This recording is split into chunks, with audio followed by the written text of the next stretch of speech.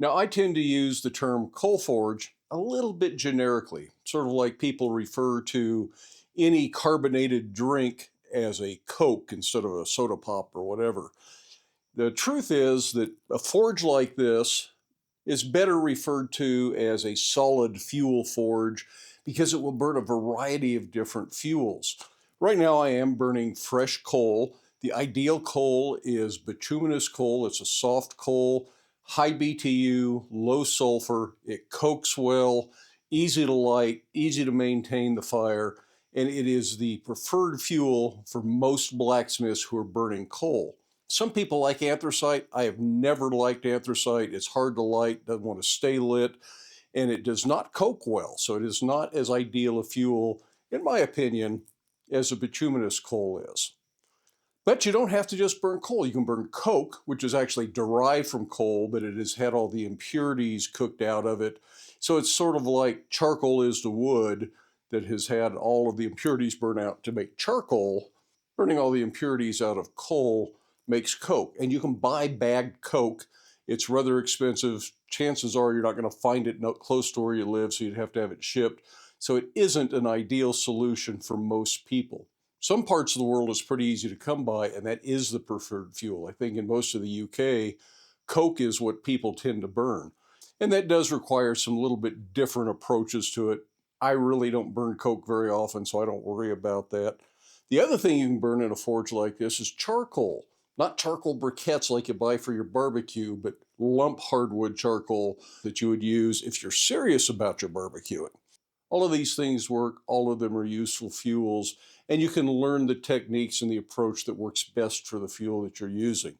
The thing I really want to talk to you about today, though, is banking the fire. So when you're done working for the morning and you're going to take a lunch break, or you've got to go do some cold work that doesn't involve the fire, but you know you're going to need to come back to it, there is a way that you can do it without letting the fire go out.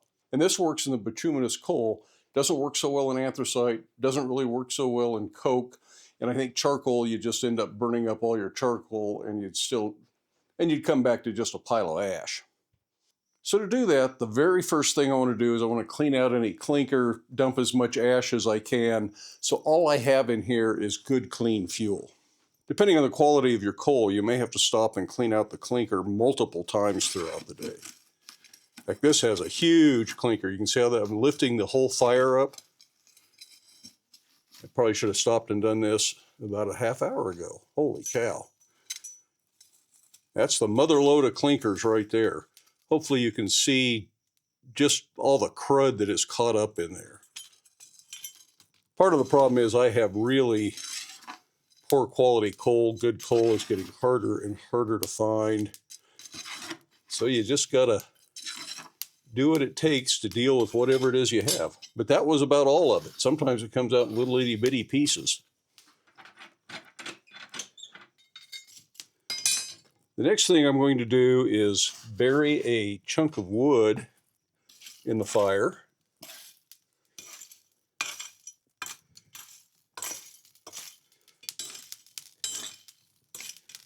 And turn the blower back on.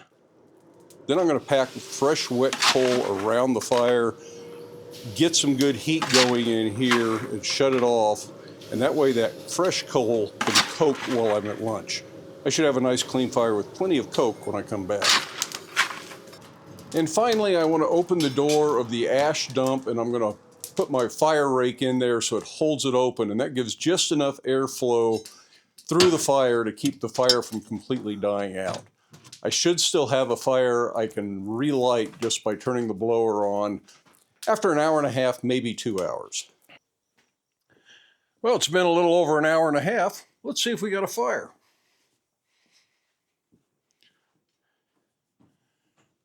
I can still see just a little bit of a red glow down in there, so we should be good to go.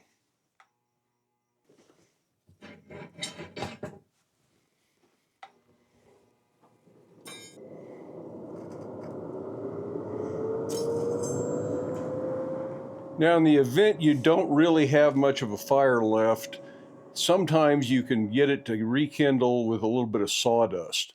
This fire doesn't really need it, but adding some sawdust in there does create a little bit more that can flare up right away.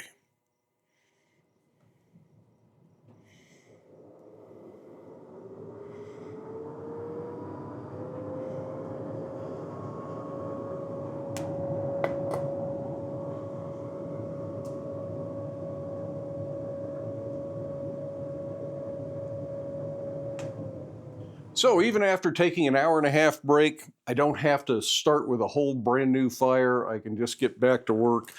Doesn't take that long to properly bank the fire if you're going to take a break.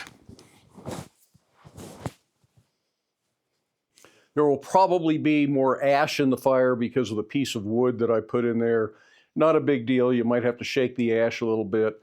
And it might even be worthwhile to go in and check for clinkers again at this point, just in case anything settled out while it was being banked. With the lower flame, probably it didn't, but it isn't a bad idea. Just a quick little video. I hope this helps. Thanks for stopping by to watch. I really appreciate it. This special shout out to my channel members and my Patreon patrons. Couldn't do this without you.